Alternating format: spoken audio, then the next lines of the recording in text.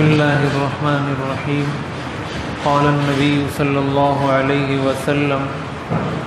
انک ان تذر ورثتک اغنیاء خیر من ان تذرهم عالة یتکففون الناس۔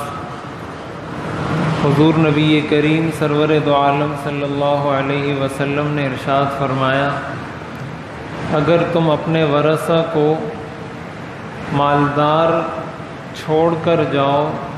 یہ بہتر ہے اس بات سے کہ تم ان کو فقیر اور محتاج چھوڑ کر جاؤ اور وہ پھر لوگوں کے سامنے ہاتھ پھیلاتے رہیں، لوگوں سے مانگتے رہیں۔ یہ صحیح بخاری کی روایت ہے، حضرت سعد بن ابی وقاص رضی اللہ تعالی عنہ اس حدیث شریف کے راوی ہیں۔ یہ ایک طویل حدیث کا حصہ ہے۔ اس حدیث شریف میں آتا ہے حضور علیہ الصلاۃ والسلام حضرت سعد بن ابی وقاص رضی اللہ عنہ کی عیادت کے لیے تشریف لے گئے تھے۔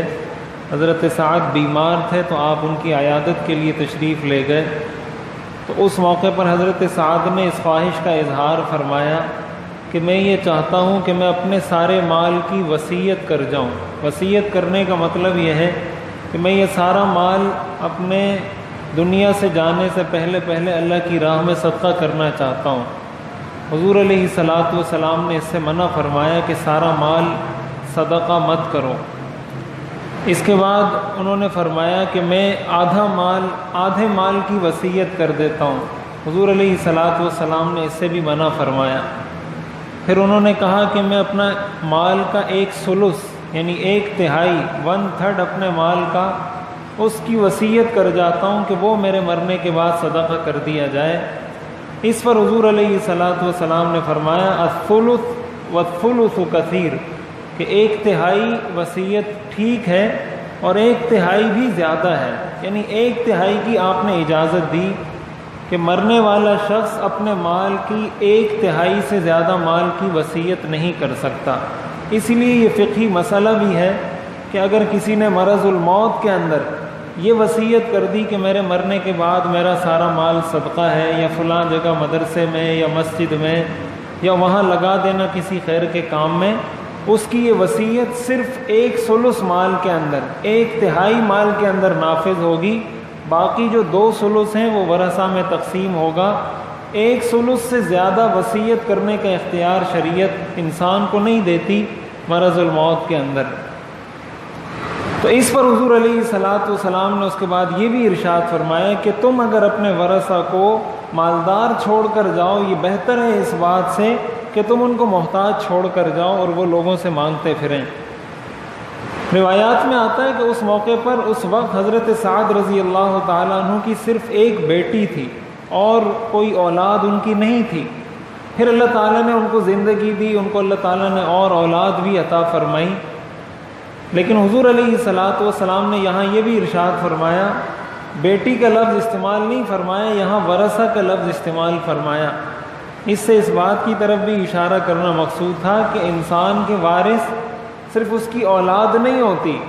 اور بھی بہت سارے رشتہ دار ایسے ہیں جن کو شریعت نے وارث بنایا ہے۔ مثلا انسان کے اپنے والدین ہیں، کبھی اس کا بھائی بھی وارث بنتا ہے، کبھی بہن بھی وارث بنتی ہے، مختلف اوقات میں مختلف احکام ہیں۔ اس حدیث کا حاصل اور خلاصہ اور مفہوم یہ ہے کہ انسان اگر حلال مال سے کچھ پیسے جمع کر کے اپنے ورثہ کے لیے بچا کر رکھتا ہے کہ میرے مرنے کے بعد یہ ان کے کام آئے گا، تو شریعت کی نظر میں یہ کوئی قابل ملامت عمل نہیں ہے، بلکہ شریعت کی نظر میں یہ قابل تعریف ہے۔ شریعت ایسے عمل کا اس کی تحسین کرتی ہے، تائید کرتی ہے، اس سے منع نہیں کرتی۔ اور اس سے یہ بھی معلوم ہوتا ہے کہ شریعت کی نظر میں حلال کمانا، حلال روزی کے لیے نکلنا، یہ بھی دین ہی کا حصہ ہے، یہ بھی دین ہی کی تعلیم ہے کہ آپ اپنے ورثہ کے لیے حلال مال جمع کر کے جائیں، لیکن اس کی یہ بنیادی شرط ہے کہ وہ مال حلال ہونا چاہیے، اس لیے کہ حرام مال سارا کا سارا صدقہ کرنا واجب ہے۔ حرام مال ورثہ کے لیے چھوڑ کر جانا ایسے ہی ہے جیسے انسان اپنے لیے جانے سے پہلے آگ کا انتظام کر کے جائے، تو یہ حلال مال کی بات ہے۔